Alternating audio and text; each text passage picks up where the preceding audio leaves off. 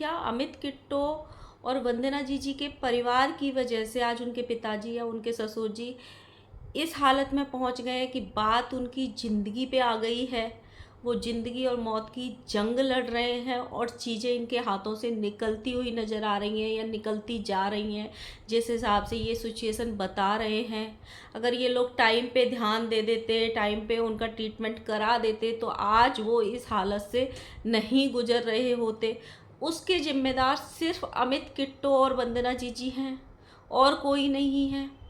दूसरी तरफ कुछ लोग, मेरा ये कुछ लोगों को जवाब है कि अपनी औकात पे रहो और अपनी बद्दुआओं की बत्ती बनाओ और अपने अपने कान खुजा लो। भक्ति करो लेकिन अंधभक्ति मत करो। So hello guys, Radhe Radhe, जय श्री कृष्णा। स्वागत है एक और नए वीडियो में। आई होप सब अच्छे होंगे, स्वस्थ होंगे, मस्त होंगे, जहाँ भी होंगे तंदुरुस्त होंगे। अगर आपको मेरी वीडियो अच्छी लगती है तो प्लीज़ गाइज अभी के भी वीडियो को रोको, सबसे पहले लाइक करो, अपना कमेंट आज ज़रूर छोड़ना क्योंकि आज है हमारे हनुमान दादा का जन्मोत्सव।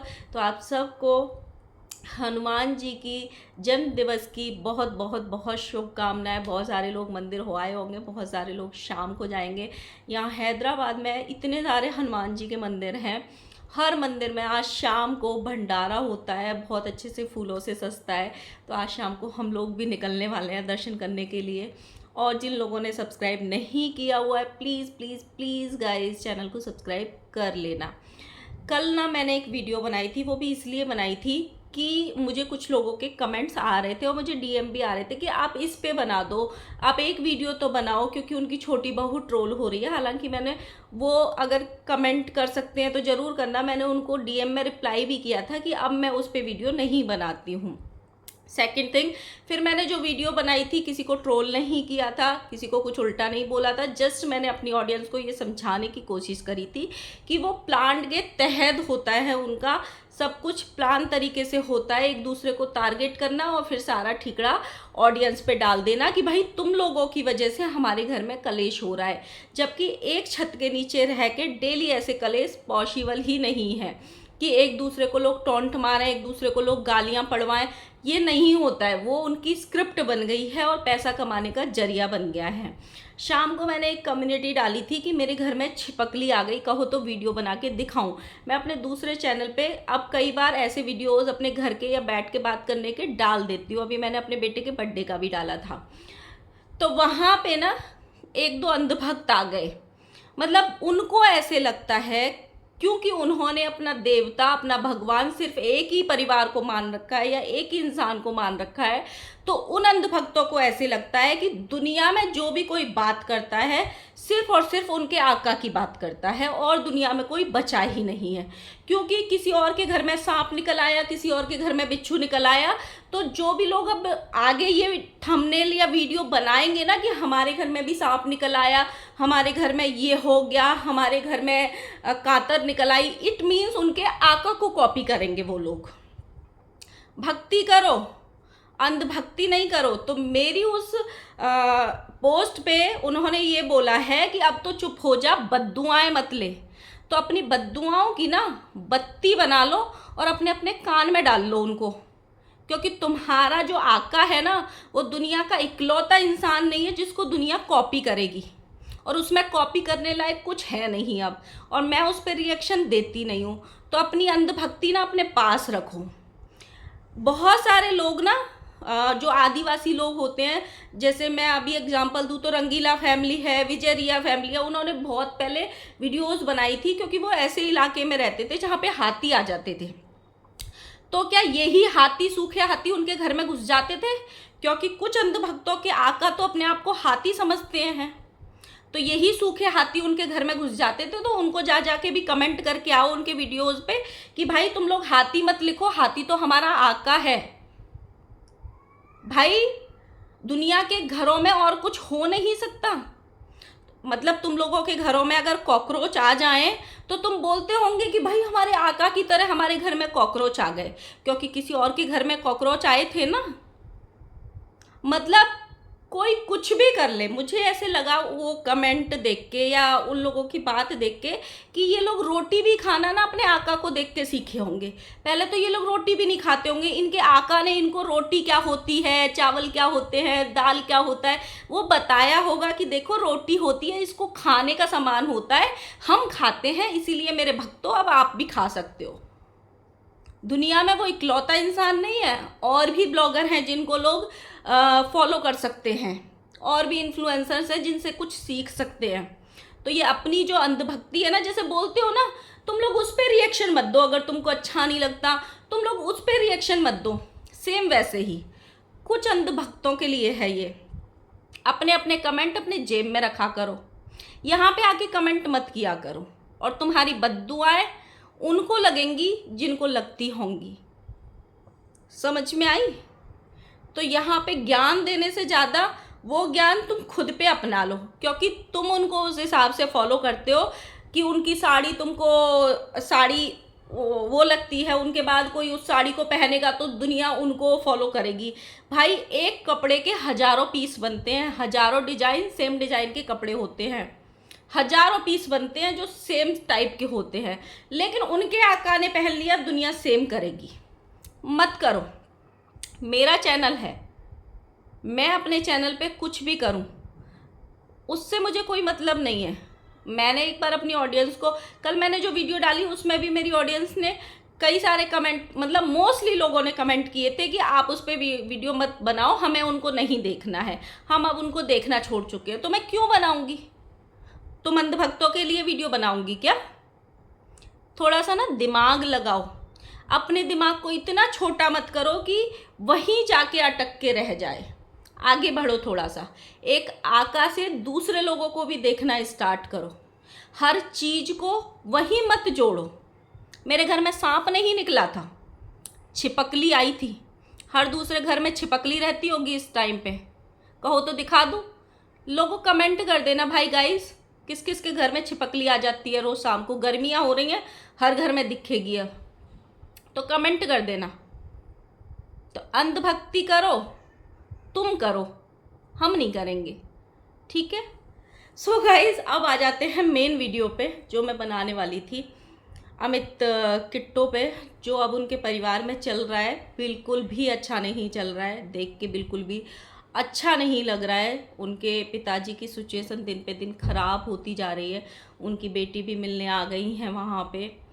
मुझे ना बड़ा अजीब लगा, उनकी माताजी जिस हिसाब से फूट फूट के रो रही थी, एक वीडियो में, किट्टो के वीडियो में शायद वो रो रही थी, इतना फूट फूट के रो रही थी ना, उनको देख के बिल्कुल अच्छा नहीं लग रहा था। बहुत किस्मत वाले लोग होते हैं जो ज़िंदगी के 50 साल साथ में निकालते हैं अपने लाइफ पार्टनर के।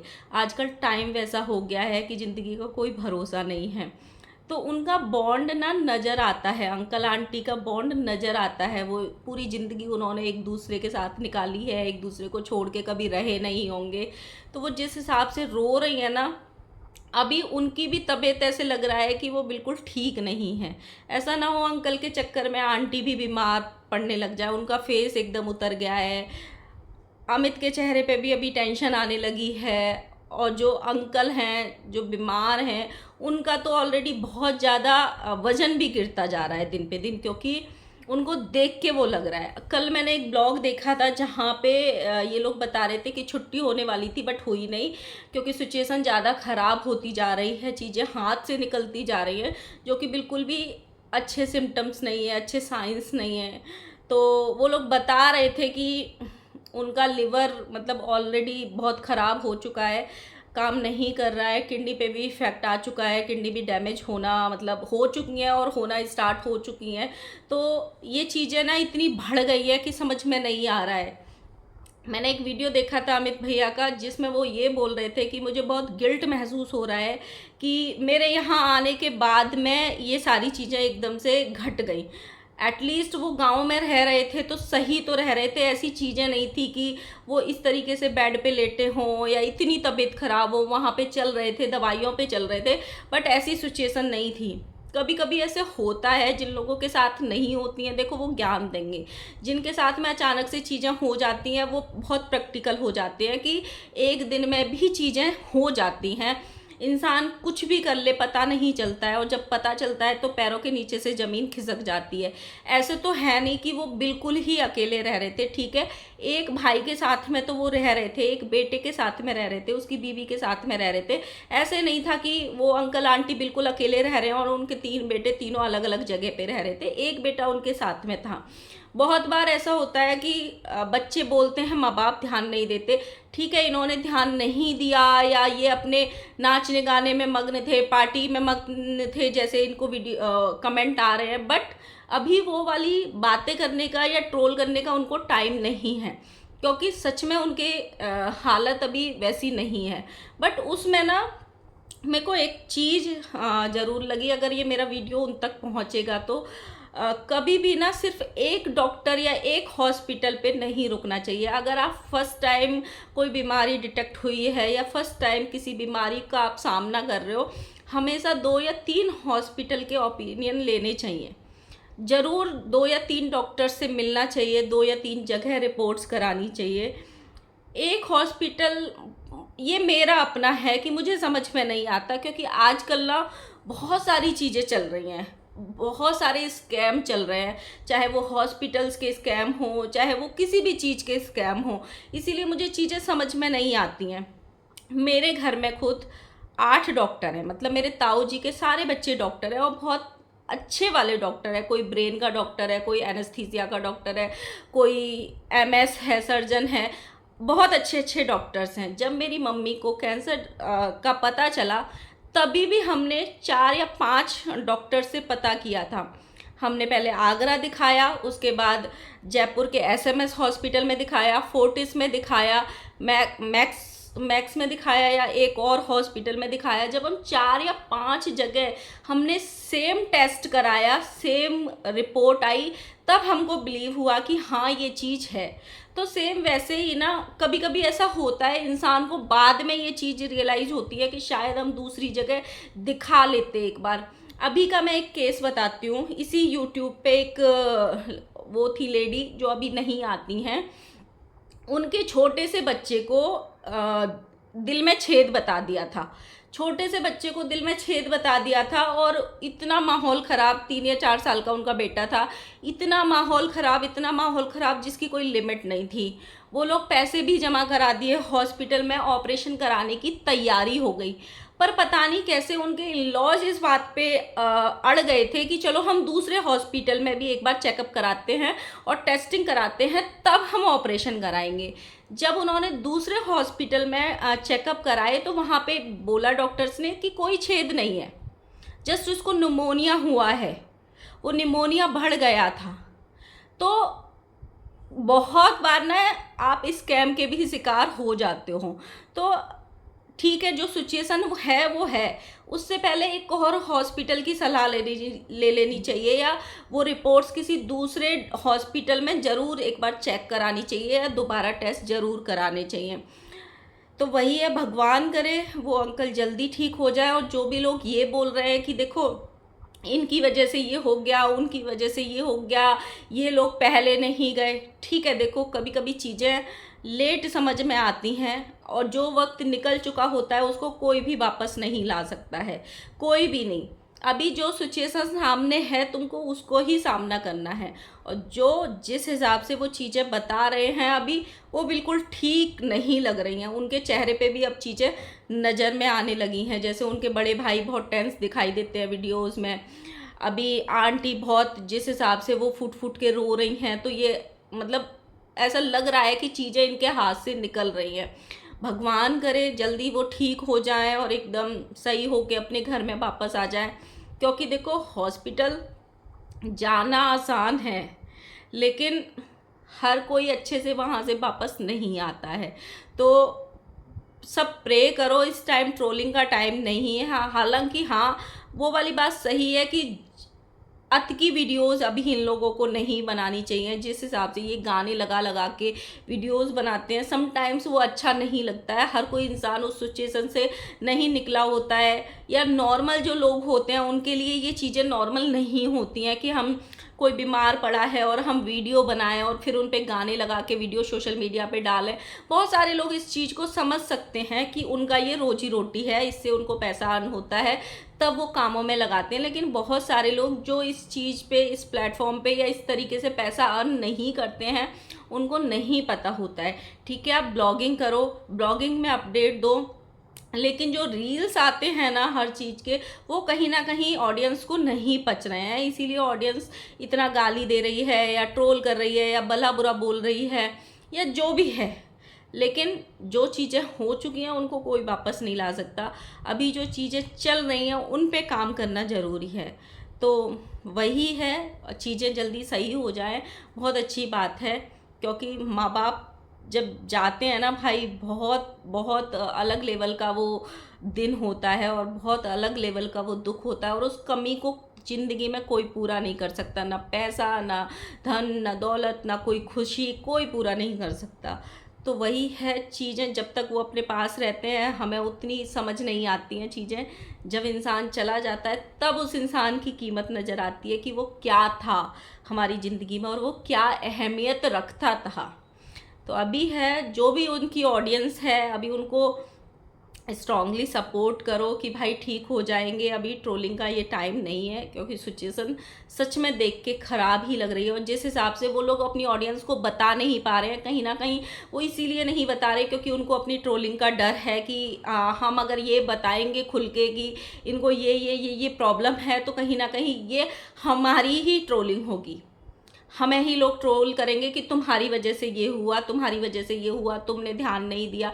जो चीज़ें हो गई हैं वो हो चुकी हैं, अब क्या हो रहा है और क्या हो सकता है वो ज़्यादा ज़रूरी है। अब जिस हिसाब से, खासकर मैं इनका बोलूँगी, अमित किट्टो के जिस हिसाब से एफर्ट्स हैं वो दिख रहे हैं। वो लोग टेंशन में भी हैं, वो लोग अपना फ़र्ज भी निभा रहे हैं, अपना मतलब उनके घर का माहौल भी वैसा है कि वो सब कुछ कर रहे हैं जितना वो कर सकता है, एक इंसान नॉर्मली जो करता है वो सब कुछ कर रहे हैं। उनके बड़े भैया अपना कारोबार, अपनी दुकान, अपनी फैमिली सब छोड़ के यहाँ पे बैठे हुए हैं अपने माता पिता के साथ में। उनकी सिस्टर भी आ गई है। तो अब जो क्या हो रहा है उन पे सपोर्ट करो, जो हो चुका वो बाद में ट्रोल कर लेना, जब वो सही होके घर पे आ जाएंगे तब सुना लेना। सो मुझे यही बोलना था। और साथ में अगर मेरी वीडियो कोई देख रहा है या उन तक जो मेरी वीडियो देख के जाए, तो प्लीज़ उनको ज़्यादा से ज़्यादा इस बात पे कमेंट करो कि भाई एक और हॉस्पिटल में दिखाओ, किसी और डॉक्टर से भी कंसल्ट करो, किसी और डॉक्टर के यहाँ पे भी जाके चेकअप्स कराओ। ठीक है, थोड़े पैसे ज़्यादा लगेंगे या ज़्यादा चीज़ें होंगी, लेकिन एक मन की संतुष्टि होगी कि हाँ दूसरा डॉक्टर भी सेम चीज़ें बता रहा है। क्योंकि ऐसे आजकल बहुत केसेस निकल रहे हैं, एक हॉस्पिटल में कुछ निकलता है, दूसरे में कुछ निकलता है। तो वो चीज़ें अगर कमेंट कर सकते हो तो वहाँ जा के कमेंट करो। मिलते हैं नेक्स्ट वीडियो के साथ में। Bye bye.